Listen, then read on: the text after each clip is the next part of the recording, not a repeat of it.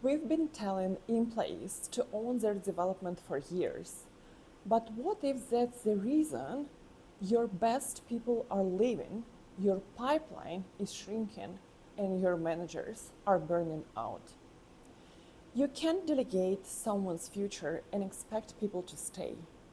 If you're a leader who cares about building strong teams and retaining your best people, this video is for you. I'm Evgeniya and welcome to my channel. If we haven't met yet, I lead talent strategy at a global company and work as an executive coach. I help leaders just like you navigate the challenges of leadership, build amazing careers, and become professionals people truly want to work for. If that sounds like your thing, hit subscribe and let's get started. The question is simple. Should employees own their development? And for many years, the idea that employees should own their development was considered best practice.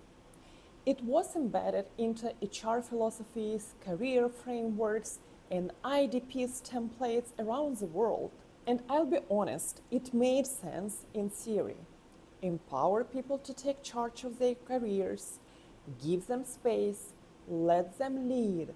But what's happening now? To be frank, we're living in a time of incredible complexity. We're seeing low productivity across industries. Businesses are under pressure to deliver more, faster. Talent gaps are widening. Skills are aging. And expectations are shifting. And the demands placed on our middle managers only growing. And in this kind of environment, leaving development entirely in the hands of the employee is not just outdated, it's risky. So how can we expect employees to meet evolving expectations if we don't actively support their growth?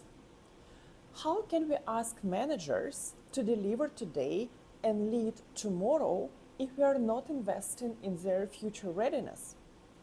How can we prepare for future of work if we wait for individuals to take the first step? And here is the truth. Employees are busy doing the job they were hired to do. They're focused on hitting today's targets, solving today's problems, and managing today's complexity. So how can we expect them on their own to anticipate what skills the organization will need 1, 2, or 5 years from now? We can't, and we shouldn't. So I believe we need to start looking at development differently.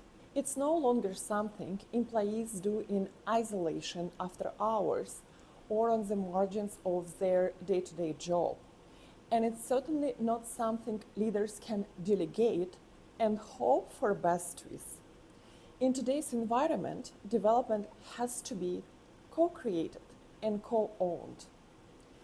Employees absolutely play a critical role because they bring the ambition, the curiosity, the desire to grow. But it's up to us as leaders to provide the structure, the systems, the stretch. We create the environment where growth is not only possible, but expected. One of the best descriptions I've ever heard actually came from an old Home Depot slogan. You can do it. We can help. And for me, that captures the essence of modern development. It's not about control, it's about partnership. And it's not about shifting responsibility, it's about building mutual commitment. Because when development is a shared priority, it becomes embedded in the culture, and that's when real transformation begins to happen. And once development becomes part of the culture, it can no longer be left to chance. Leaders cannot afford to say, I've delegated development and walk away. Because let's be honest, without structure, support, and accountability, Development rarely happens in a meaningful way.